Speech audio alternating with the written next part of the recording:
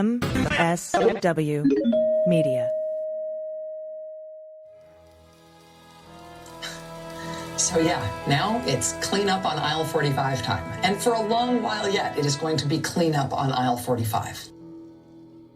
Hey, everybody. Welcome to episode 227 of Clean Up on Aisle 45. It's Wednesday, May 28th, 2025. Harry Dunn is traveling the world. He's like 10 hours away.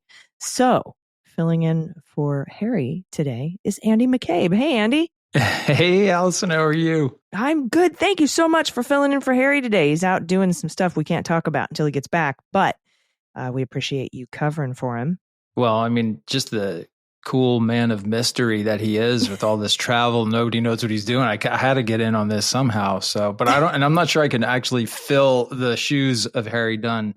Literally, anyway, no. But I'll do my best. I will Literally, do my best. No, but figuratively, you'll do your best. I know. There you go. And there's, as always, a lot to cover today, including a couple of January 6 rioters losing big in court, which is always fun, and Trump's DOJ opening an investigation into Andrew Cuomo. Our weaponizations are the guy in charge of weaponizing the DOJ, Ed Martin, is on the case. Exactly. Whack-a-dag-paw Martin. Whack-a-dag-paw, as quoted and coined. You heard it first on the Unjustified podcast. Plus, the administration is apparently looking into why Trump's pick for IRS commissioner follows a bunch of porn accounts on Twitter. This will be fun for us to read. That's awkward. We'll have a content warning for throwing up in your mouth a little later in the show, and an update on the Ras Baraka case. Plus, we have, usually we round out the day with Rudy news. We haven't had any in a while. So last week was Lynn Wood news, where he had $11.4 million settlement against him. But we have a very special treat for you, Andy, today to wrap the show up with. And I'm just going to leave it at that. We're going to leave it at a cliffhanger. But first, we have new patrons to thank. Thank you so much, Stephen Cole, Matthew, Lori Watkins, D. Schmidt Hawk, and Catherine Silva. Hope I pronounced all those right. Thank you so much for signing up to become patrons of Clean Up on Aisle 45. And thanks to everyone who showed up Friday for the super mega happy hour. We had everybody. You were there, Andy, Harry Dunn. So much fun. Had such a great time. Sorry we didn't get you a bonus episode of Cleanup this week. We tried to make it. We tried to make up for it. But Andy, we gave everybody Unjustified early and free. Nice, get it out there. Because of all the travel. And Andy, I'm going to be emceeing the No Kings March, brought to you by Indivisible, 50501, the Women's March here in San Diego. Excellent. And if you're a patron of this program, which those 5 I just read are now patrons, or a patron of the Beans or Unjustified, you have an invite in your inbox for a private post-March lunch. It's all happening June 14th, so check your inbox for the RSVP. Also check your junk. Sometimes it's in there. And make your travel plans now to join us in beautiful sunny San Diego on the waterfront at the County Administration Building downtown, June 14th. We're going to rain on Trump's parade. Nice. All right, Andy, let's start with some good news about a couple of the January 6th guys. First up from Kyle Cheney at Politico, a federal judge has rejected the Justice Department's effort to repay $63,000 to a member of the January 6th mob who filmed the fatal shooting of rioter Ashley Babbitt and then sold the footage for profit.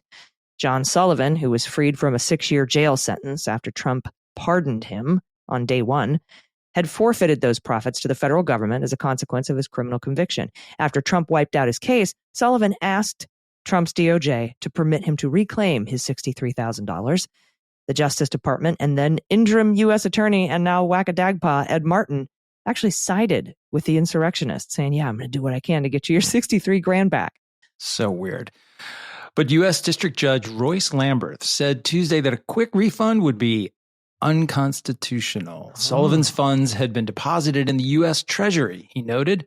And under the Constitution's Appropriations Clause, only Congress can authorize the disbursement of funds held by the Treasury. I mean, hey, if they're going to use textualism so much, we should also use it against them. Live by the text, die by the text, right? Okay. So here's what the judge said. Money is money.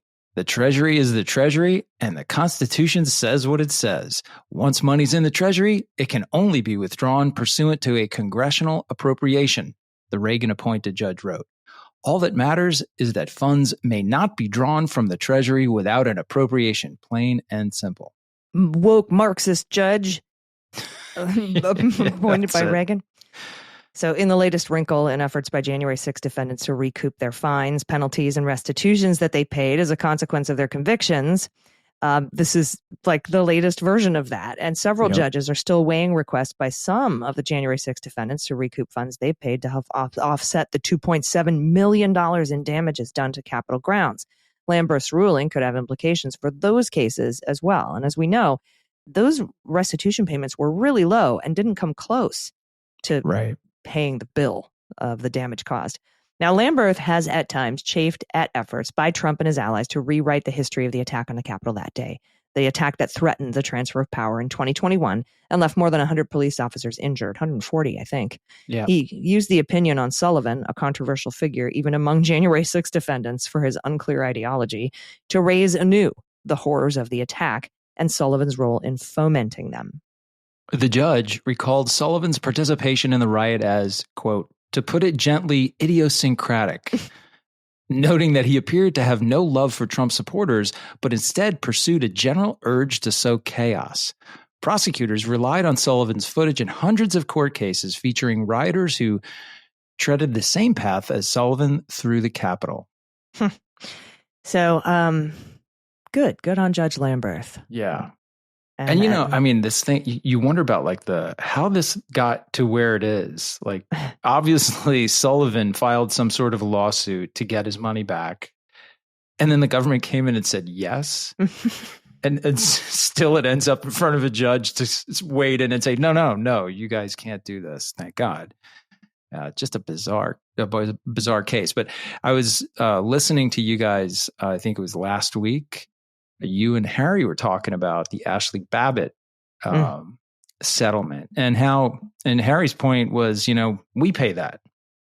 They decide to settle that case with her for $5 million. That's coming out of tax funds. This is kind of the same theme here, right? All these people are going to try to get their money back that they had to forfeit when they were convicted of serious felonies. And if they get it back, that just means that the entire bill for the attack on the Capitol comes off of our backs. Taxpayers. Yeah. And when Sullivan filed this lawsuit to get his $63,000 back, everybody was super mad. Like, WTF, I can't believe this. And I was like, hang on. A judge has to approve this. Yep. And as it turns out, the woke Marxist Reagan appointee says no. No thanks. No thanks. So we have another good news story from the Associated Press. A military veteran whose Capitol riot case was erased by a presidential proclamation was convicted on Tuesday of charges that he illegally possessed guns and ammunition in his van when he was arrested near President Barack Obama's home in the nation's capital. U.S. District Judge Carl Nichols also convicted Taylor Taranto of recording himself making a hoax threat to bomb a government building in Maryland. The judge decided the case without a jury after a bench trial that started last week in Washington, D.C. Excellent. Okay. And we'll talk about Judge Nichols here in a second. But yeah, this guy was convicted by the judge. Again, bench trial. Yep. Now, Taranto was arrested in Obama's neighborhood on the same day in June 2023 that Trump posted on social media what he claimed is the former president's address. Investigators said they found 2 guns, roughly 500 rounds of ammunition, and a machete in Taranto's van down by the river. Taranto was live streaming on video on YouTube, in which he said he was looking for entrance points to underground tunnels and wanted to get a good angle on a shot, according to prosecutors. He reposted Trump's message about Obama's home address and wrote, "We got these losers surrounded. See, in your one van? Okay. See you in hell, Podesta and Obama's." He was referring to John Podesta, by the way, who chaired Hillary Clinton's 2016 Democratic presidential campaign. Taranto wasn't charged with threatening Obama or Podesta, but the judge convicted him of making a hoax bomb threat directed at the Gaithersburg, Maryland-based National Institute of Standards and Technology, which is part of the U.S. Department of Commerce. I got to figure this is maybe the only time that institution has ever been targeted by anyone. I mean, you hear like really hardcore cybersecurity people talk about NIST and the NIST guidelines and things like that, but man, very uncontroversial place. He was really mad about the settings on his torque wrench, I guess. Yeah, apparently. Taranto's lawyer said he didn't have any bomb-making material and was not near the institute when he made those statements on his live stream video. During the trial's opening statements, defense attorney Pleasant Broadnax. That sounds like All a right. character from a Douglas Adams book, by the way. Pleasant Broadnax said the video showed Taranto was merely joking in an avant-garde manner. He believes he's a journalist and to some extent a comedian, Broadnax said. She's really covering all of her bases there. He's a journalist or comedian. Yeah, He's avant-garde. avant-garde. He was doing mime, but also wow. talking. That's some kind of legal defense. But the judge concluded that a reasonable, objective observer might have believed Taranto's statements on the video, while some viewers may have thought that his words were of a, quote, madcap nature. Others could have interpreted them as coming from, quote, an unbalanced narrator willing to follow through on outlandish claims, Nichols said. He's not avant-garde. He's simply madcap. He's just madcap, Keystone Cops type of thing, you know. Oh, very, very good. Buster Keaton with the bread with the forks and doing the foot dance. Yes. This is Judge Carl Nichols. He was nominated by Trump. And he didn't immediately schedule a sentencing hearing for Taranto, but Taranto has been jailed for nearly 2 years since his arrest because the judge concluded that he poses a danger to the public. But I guess that kind of undercuts the avant-garde comedy of errors. Madcapery aside. Madcapery He's aside. a danger. So before Trump's pardons, Taranto was also charged with 4 misdemeanors related to January 6th. Prosecutors said he joined the crush of rioters who breached the Capitol. He was captured on video at the entrance. I wonder if it was the guy did he sell it for money? He was captured on video at the entrance of the speaker's lobby around the time that rioter Ashley Babbitt was shot and killed. There we go, by an officer while she tried to climb through the broken window of a barricaded door. And I should say that Sullivan's video, I think it was Sullivan. The guy, no, that was the gun charge guy. The other guy we talked about, the $63,000 guy, his video was used to convict multiple people. And it might have included Taranto during January 6th because he's in it, apparently. Yeah, apparently this could be his video. So, Taranto, it's like this guy was trying to get arrested in every way he could possibly think of. He's at the Capitol. He's going through there with the rioters. Now he's in front of Obama's house claiming that he's going to take a shot at him. Now we're throwing a bomb at the NIST. I mean, this guy is just dying to get in jail. I guess so. But, just tomfoolery, shenanigans. Yes. Madcapish. Yes. Anyway. All right. That's that story. So good news for a couple January 6th rioters. I appreciate that there are judges that are still holding these guys accountable, especially for unrelated crimes and this kind of restitution stuff. So well done, judges. And did you hear also, Andy, that the Judicial Conference is talking about we should be able to appoint the head of the U.S. Marshals because we're in danger? And I mean, Wall Street Journal has an incredible scoop on this. There's actually a group on the Hill that are trying to move the marshals out of DOJ and basically put them under the Judicial Conference. So it would move them from the executive branch into the judicial branch. I don't know if it's going to work, but that's kind of their rationale is that, well, they have to protect the judges, and there are so many threats to judges right now. I think there's also a subtext here of like, that would actually give judges a law enforcement arm that could potentially execute on contempt orders. Yeah. No, super controversial. Congress would have to pass that. They're going to have to do the whole thing, and that makes it fairly impossible. I'm sure they wouldn't. But that judges are talking about it blows my mind, especially the Judicial Conference, which is like 80% conservative judges. Yep. I mean, that is a heavily conservative group you see judges. It just shows you how seriously they take the current state of the threats to the judiciary. Yeah. All right, everybody, we have more stuff to get to, but we do have to take a quick break, including what's going on with mayors of New York. That's going to be our next segment, and we're gonna get into it right after this quick break. Stick around. We'll be right back.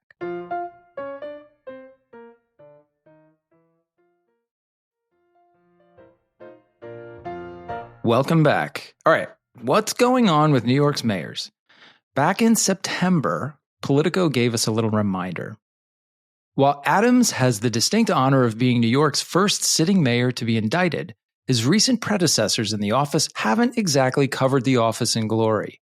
Bill de Blasio launched 2 quixotic and doomed primary campaigns since he left office, one for president and one for a seat in the House, and then posed for a glossy photo shoot in the New York Times with his wife to announce their separation. Michael Bloomberg did his best Brewster's Millions impression, burning through hundreds of millions of dollars in record time in his own doomed bid for the presidency. Do you remember that movie? I love that movie. Yeah. Richard Pryor and John Candy. Classic Pryor. Oh my gosh. And then, of course, we have Rudy Giuliani, himself a former presidential candidate, was embarrassed in a Borat film, organized perhaps the most infamous press conference in American history at Four Seasons Total Landscaping, and Thursday was officially disbarred in Washington, D.C. That is quite a list for former New York mayors. And of course, that's Thursday back in September. Yes. And this week, the New York Times is reporting this. The Justice Department has opened a criminal investigation into Andrew Cuomo, a frontrunner in the New York City mayoral race, after Republicans accused him of lying to Congress about decisions he made during the coronavirus pandemic as governor, according to 2 people. The inquiry began about a month ago by the U.S. Attorney's Office in Washington, and it comes after senior Justice Department officials in February demanded the dismissal of an indictment of the city's current mayor, Eric Adams, on corruption charges.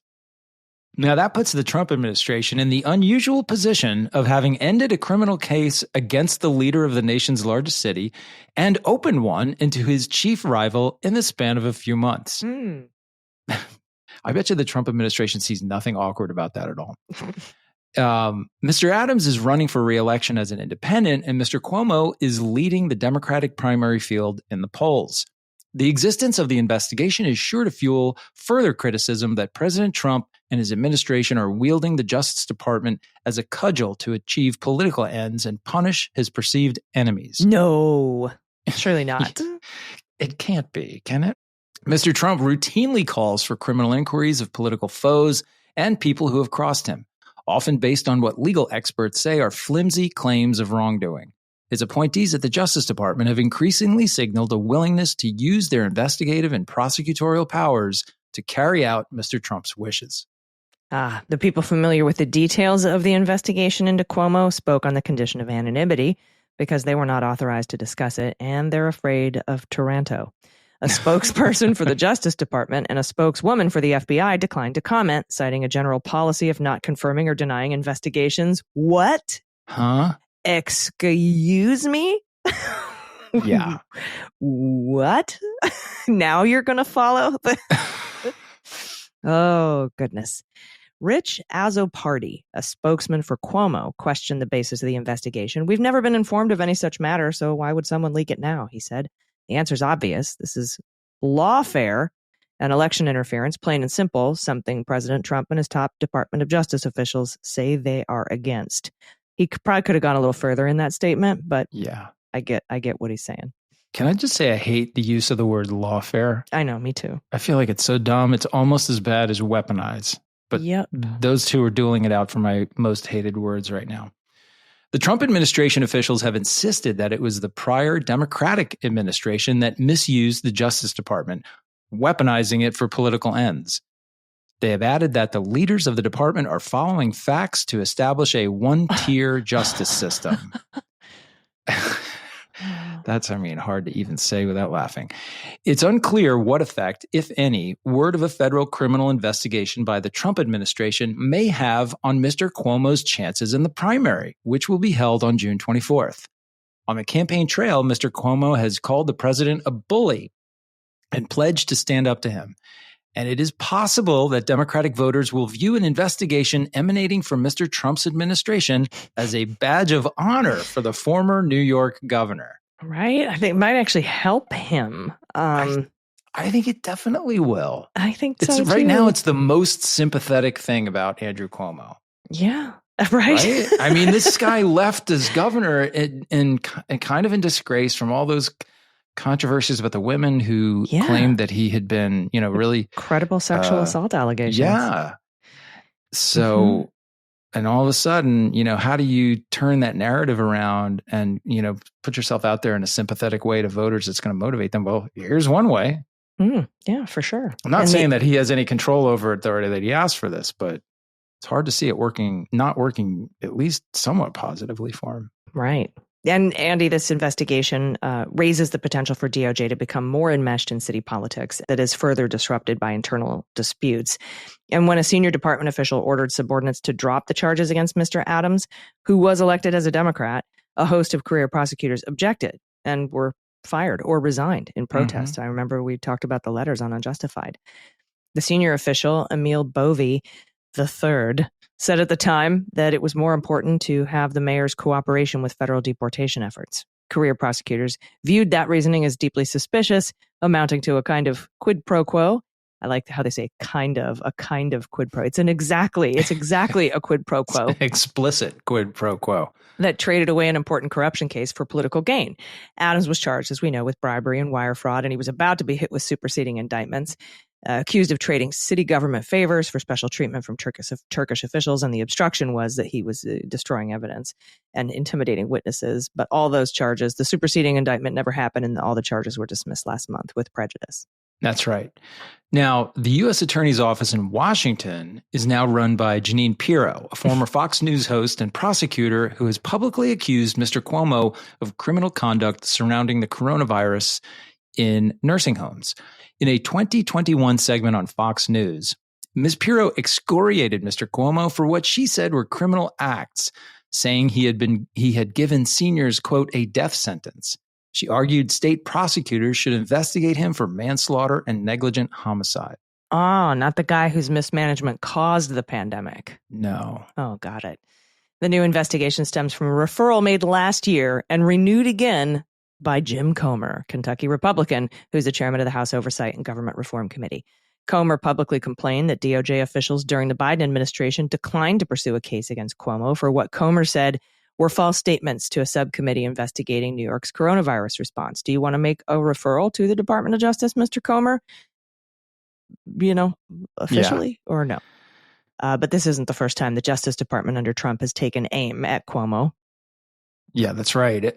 In the first Trump term, Justice Department officials began an investigation into coronavirus deaths at nursing homes in New York and other Democratic-run states. Now, in that case, an Inspector General report made public this year found that senior Justice Department officials had violated agency rules just before the 2020 election by divulging details of the inquiry. Who was president? That would have been Trump. Okay. In the earlier investigation, a later review by the Inspector General, Michael E. Horowitz, found that 3 department officials disregarded the department's confidentiality and news media policy by, quote, leaking to select reporters days before an election non-public details of an open investigation involving nursing home deaths. Oh, so Michael Horowitz should have a good time with, like, Alina Habba. Yeah. I would like to know, Mr. Horowitz, who was fired for that? That would be no one, I think. No, I don't think anybody was fired, and I don't think anyone was. I don't think they tried to indict anyone for lack of candor either. Did anyone get investigated for 2 years, and then you tried to indict them twice, and only a grand jury stepped in the way? No. How about a proctological IRS audit? Did any of these lawyers from DOJ who leaked to select reporters days before an election non-public details of an open investigation, did any of them get that IRS audit? I didn't hear that they did. I'm going to guess they didn't. Did? It seems like a kind of a horrible thing to happen to anyone. Oh, wait. Yeah, that's right. Sorry. I'm taking a self-pity, turn down the street here. That's all right. Well earned. Okay, so back to the story. In the wake of the federal inspector general's report, Mr. Azzopardi said that the findings confirmed that the Trump administration had corrupted and misused the Department of Justice to influence the 2020 presidential election, and in the process, weaponized the real pain of those who lost loved ones to COVID in a nursing home for their own craven electoral gain. All right, well, we'll see what this particular investigation turns up? Probably nothing. And there are some really good civil codes you can sue under, by the way, for for being targeted for an investigation and then having the charges dropped. Yeah. And we're going to talk about that a little bit later also when we talk about Ras Baraka. But it's just every accusation is a confession when they say that the Biden DOJ weaponized anything. And now they have a weaponization czar in charge of weaponization. Yeah, right. It's just mind blowing.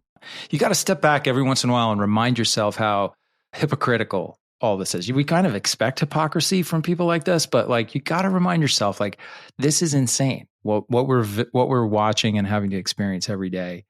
It's so far from anything normal from administrations of either party historically. But here we are. We careen down the hill a little further every day. Yeah. Yes, we do. All right. We have a pretty wild story from Rolling Stone in our comings and goings segment, which is going to be right after this break. So stick around. We'll be right back.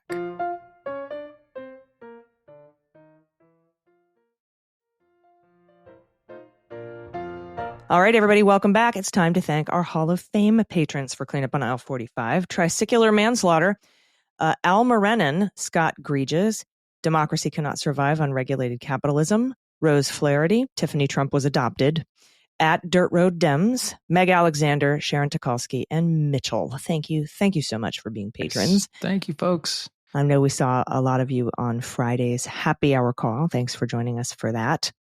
All right, next up from Rolling Stone. Again, content warning for wanting to throw up in your mouth a little.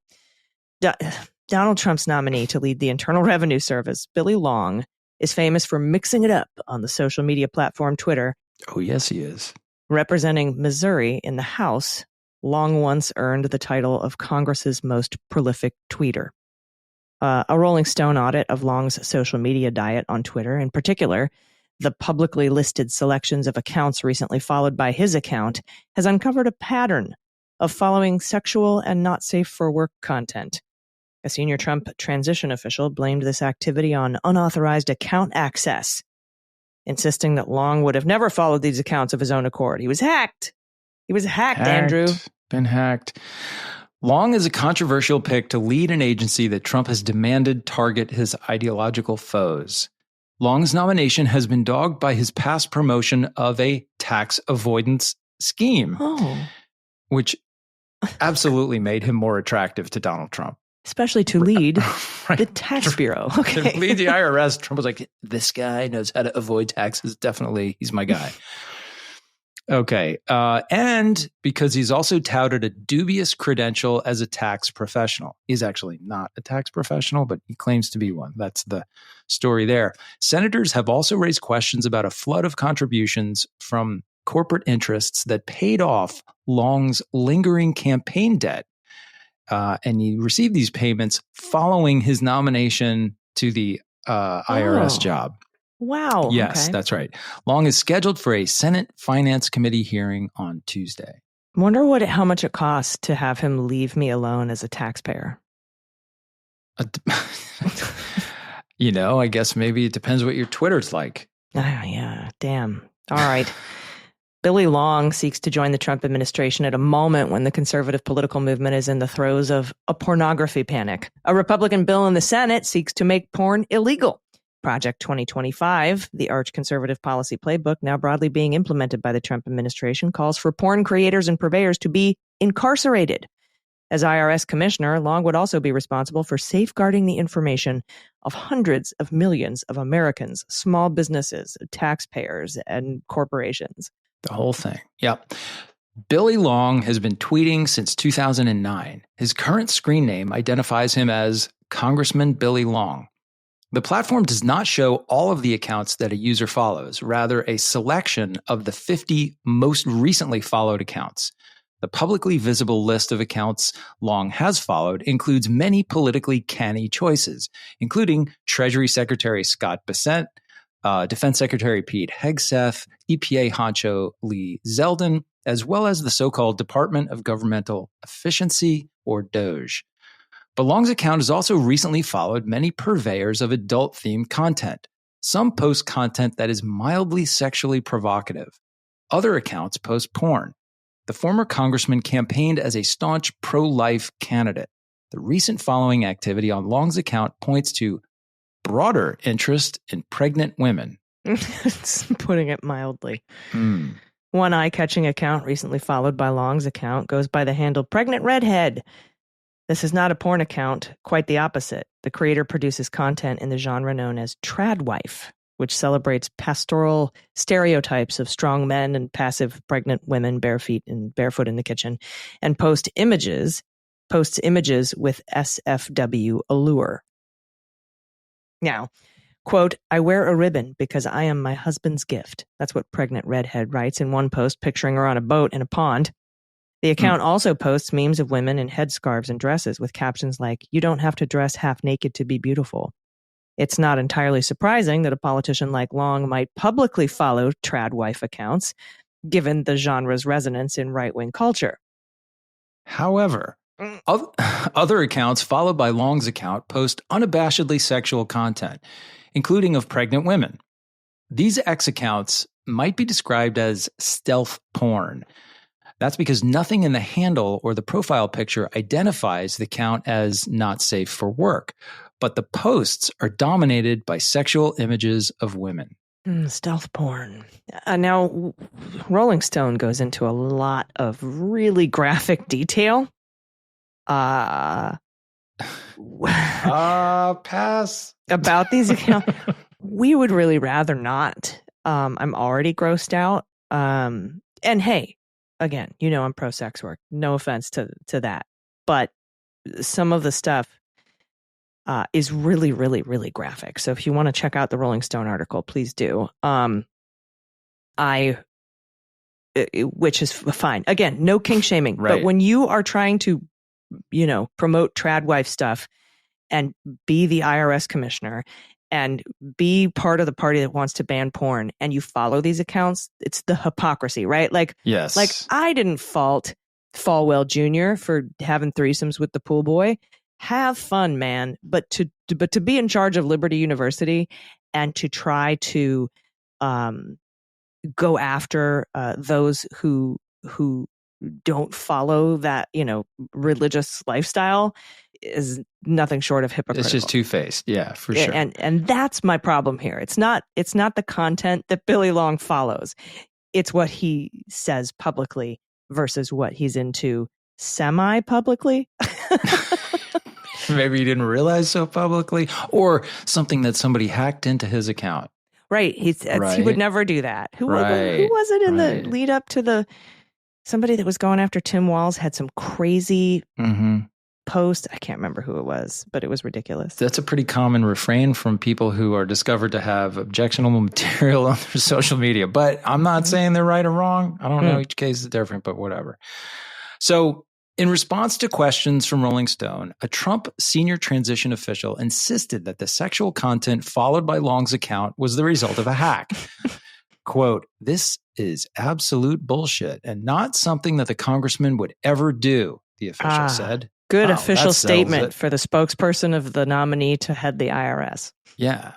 Quote, clearly there has been unauthorized access to the account in the 11th hour before his hearing, and we are currently investigating the matter, including reporting it to X.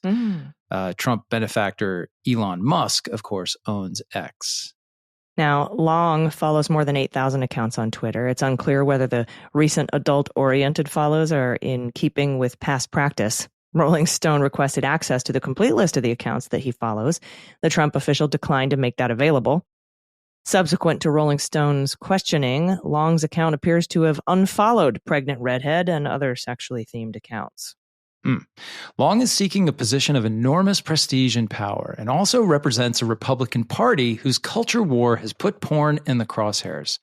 Long's former congressional colleague, Senator Mike Lee, recently introduced a bill to outlaw pornography. Project 2025, the conservative policy playbook for the Trump presidency, insists that porn is not protected by the First Amendment and that its, quote, purveyors are misogynistic exploiters of women. It calls adult entertainment, quote, as addictive as any illicit drug. And we know, and we should know. Yeah. And as psychologically destructive as any crime. Is it really? I feel like murder is more destructive, but whatever. And demands that its creators and distributors be jailed and for the platforms that facilitate its spread to be shut down. Yikes. Yeah, just hypocrisy on a grand scale. And I know we're preaching to the choir, but I mean, my gosh. Did you see any part of his confirmation hearing? I did not, but I've read some of the coverage of it. And the fact that we're even talking about somebody who's been nominated to run the IRS and is also in his, most distinguished non-political side of, or not the politics of his career, but in his private industry activity, his greatest claim is selling basically these dubious tax credits and ways to avoid having to pay taxes, which are like really a very questionable legality. So talk about like the fox watching the hen house. I mean, how is this guy even eligible to run the IRS? But, well, that makes him a perfect choice for the Trump administration. And I think this is like the 5th IRS commissioner or something like that he's gone through. Having a hard time finding somebody who's willing to just blatantly violate the law that isn't protected by presidential immunity like Donald Trump is. There you go. Yeah, good luck. I hope all the Democrats vote against it. Yeah, I think it might have been Senator Ron Wyden or something, has tapes that were given to him by CEOs where Billy Long was promising them like really great tax breaks and all kinds of things if he became IRS commissioner. So it all has to do with taking advantage of these tax breaks that were created during COVID to keep businesses from firing employees. And it's a program that's been like wildly abused and beset with all kinds of fraud. And this guy's like right in the middle of it. I can't sit here and say that he's committing fraud. I don't know that.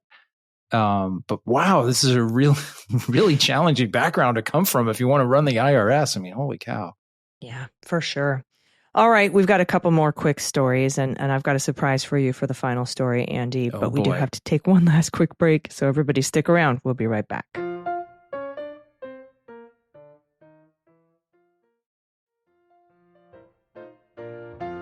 Welcome back. Okay, we have 2 more quick stories.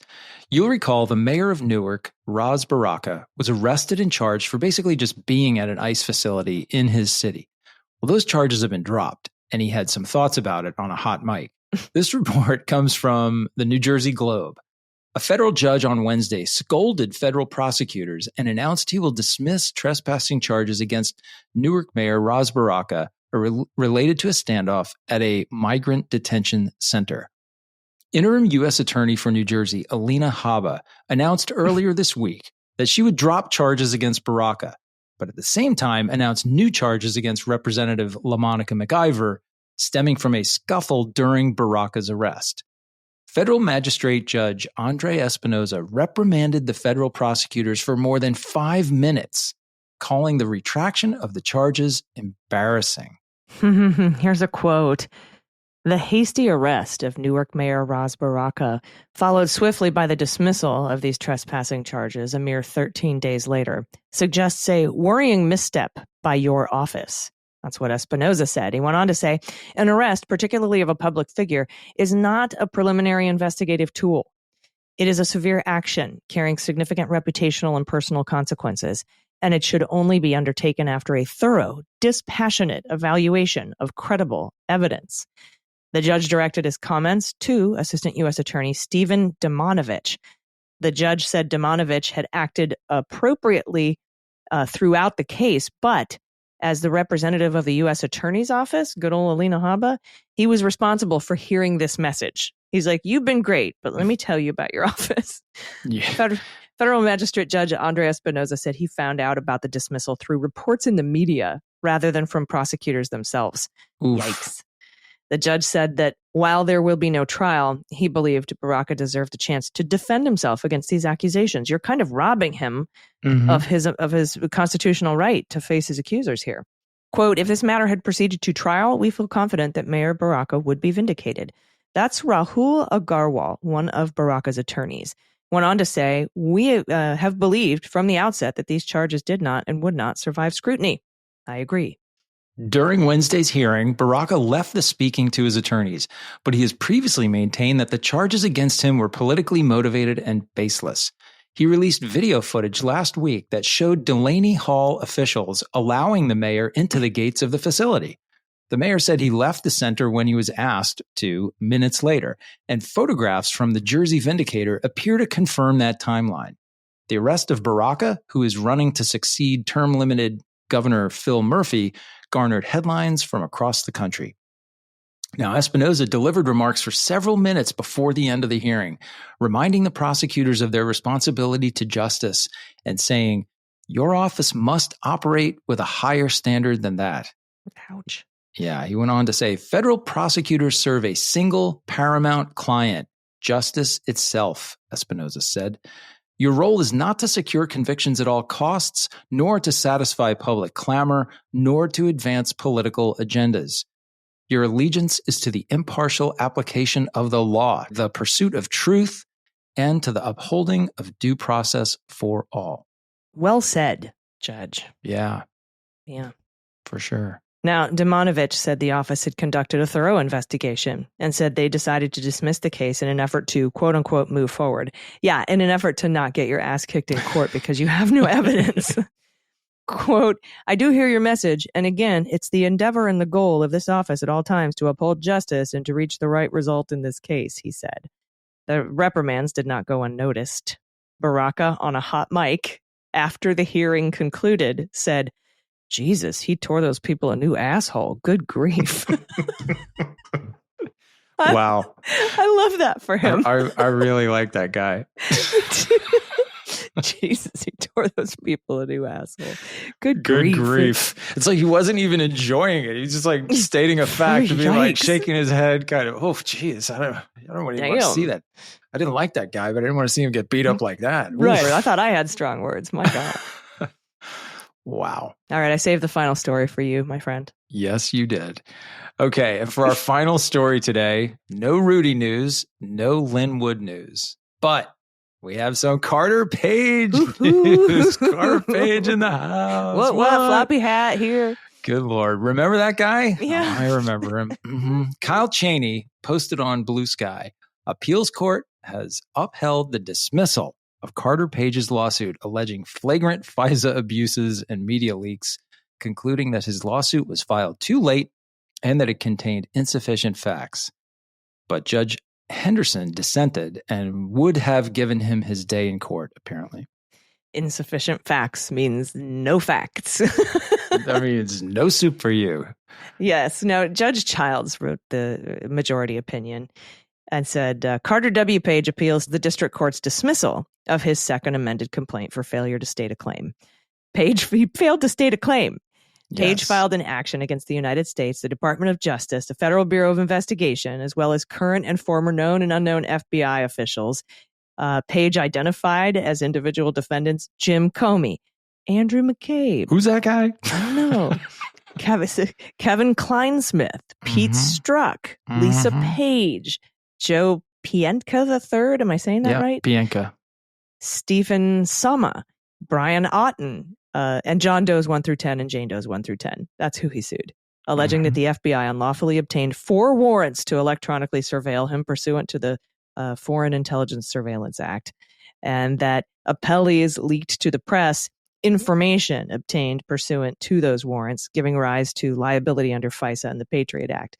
Page alleged that as a result of the public revelation of his unlawful surveillance, that he suffered reputational harm, pain and suffering, and lost lucrative business opportunities. For the reasons below, we are unanimous in affirming dismissal of Page's claims of unlawful surveillance under FISA on the grounds that he was lawfully surveilled under FISA. On the ground that they are conclusively time-barred And we unanimously affirm the dismissal of the Patriot Act claim against the United States, with the majority concluding that claim, too, is time-barred, and the partial dissent resting instead on Page's failure to preserve the claim and its legal insufficiency in any event. And finally, we conclude that Page's claim of unlawful disclosure or use of the results of unlawful surveillance under FISA is also time-barred and, in part, insufficiently pleaded. So, what a saga. Yeah. So this case was dismissed a while back. We covered it back in the day. It was dismissed by the district court. This is the appeals court upholding that dismissal. I'm assuming he's going to probably embarrassingly and wrongly file with the Supreme Court, with, I'm sure, Alito and Thomas saying that he should have his day in court. But I mean, here we are. If past his prologue, he definitely will. This thing has gone really nowhere. It got thrown out early. Then he got he petitioned for a rehearing, and he got more time. And then eventually it got completely dismissed on this motion for summary judgment. And then he filed the appeal. So this has been going on for years. And this is what all the right wing was saying, or Trump and his allies were saying, they were spying on my campaign. That's this. Yeah. No one was. Yeah. Yeah. I mean, look, there were the IG found mistakes in the third renewal of the FISA. Those mistakes are what they are, and they should not have happened. That's not the way that we want to perform in living up to our responsibilities under FISA. But none of the stuff that he alleged happened was connected to any of that. So I'll tell you a very brief side of this that you have not heard. Yeah. This is a little reveal here. And it's going back to my pity party from earlier in today's show. So one of the many bizarre... This is all we do on this podcast, by the way, is talk about how the previous administration screwed you over. Perfect. You're going to love this one, because this is a new way that I don't think anyone's even aware of. So when he filed the case, somebody came to my house and served me with it. Because it only alleges things that I did, and it's the same allegations against the other former government people. There's a process that you can go back to your agency and say, hey, please represent me in this case, because it's just accusing me of doing things that were within the scope of my duty while I was working. That's just like a standard way that government people and former government people deal with these lawsuits. Sorry about that. Horrible. My horrible ringtone there. I'm leaving that in. I mean, it's been my tone for years. But anyway, it's a great riff. Yeah. So I send that into the FBI. They're like, yeah, absolutely, you should be represented on this. It has to go over to DOJ. I write a letter, give it to FBI. They submit it to DOJ. DOJ reviews the whole thing, and they agree. They say, yes, we will represent you in this case. Now, they could have said no. There's a vague piece of the regulations that permit this. DOJ can deny representation anytime it's against the interests of justice. But they didn't. And they said, you're right. No, this is all within the scope, and we'll represent you. Now, sometimes they'll actually have the DOJ lawyers represent you. But other times, like case like this with a lot of defendants, they say, we'll represent you, but we'll pay for a private attorney to conduct your representation. That's what they told me, responded in a letter. And they even attached to the letter a list of private attorneys in DC who would accept the government's rate, which is way lower than what attorneys normally get paid. Like they were basically recommending this whole list of attorneys. I could call any one of them. So one of them was at a firm called Steptoe, and that is the firm of my former lawyer and very good friend, Michael Bromwich. And so I talked to Michael, and he said, oh, yeah, she's a wonderful lawyer. And so I got connected with this terrific lawyer. And she took the first step of responding to DOJ on my behalf, saying, yes, I've been engaged to represent McCabe. You're going to pay for it, and let's fill out the forms or whatever. And DOJ said, no. She's like, what? They said, we're not going to pay. And she said, on your list. You already said you would, and you sent him my name. And they were like, yeah, we're not going to pay for you. And she said, well, why? You've already committed, and it fits. You said it was within the scope. They said, we're not going to tell you.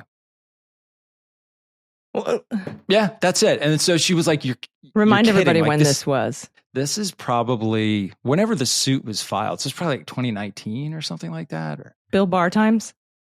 I get confused as to the date, so I couldn't say. But I mean, I was like, of course. This thing was going in such a normal direction. There's no way it could land where it should have landed. And now at the last second, so she starts like fighting, pushing back, gets to like the head of the civil area who had made this decision. And he was like, yeah, I'm not obligated to tell you my reasons, and we're not going to pay for it. So go away. In general, or just her? They weren't going to pay for her to represent me. And so I was like, my God, what are we going to do? And she's like, she said, screw it, I'll just do it. And they represented me pro bono because they're that kind of people, right? They're that good. Awesome. And, her I think the only alternative would have been for her to like file a lawsuit against DOJ to force them to pay her to represent me. Would they have paid for a different person that they would have recommended, or were they just not going to pay at all? They just said no. And I never heard anything directly from them. And they refused to deal with her. Like, the whole thing was just so classic. I know what happened. It's some low down person followed the rules, saw my request, and approved it because it was totally above board. And then someone further up the chain saw it and was like, no way, screw that guy. And so they tried. But once again, I had over the course of my experience after leaving the FBI, I have had so many interactions with lawyers in DC who just like stepped up and helped me out because they thought it was the right thing to do. And I am so, so lucky to have known these people.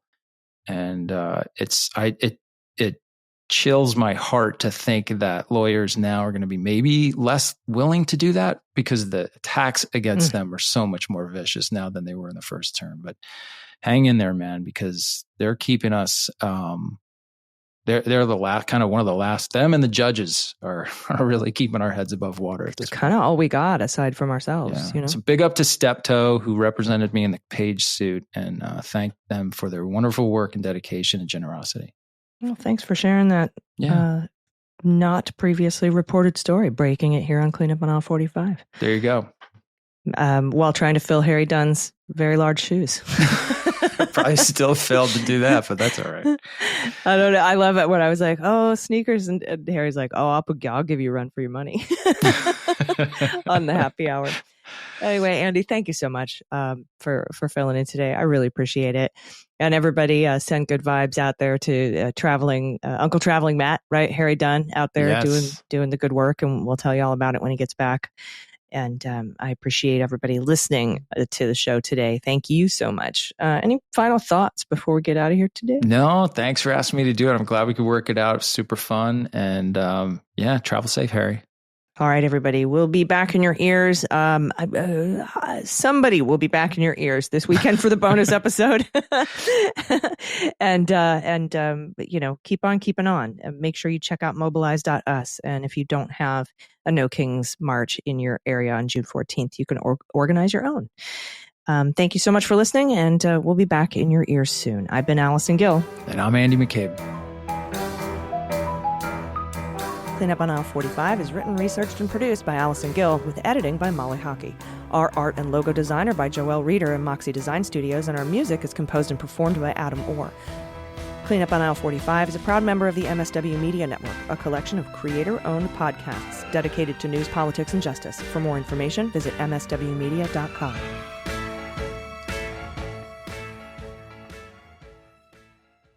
MSW Media.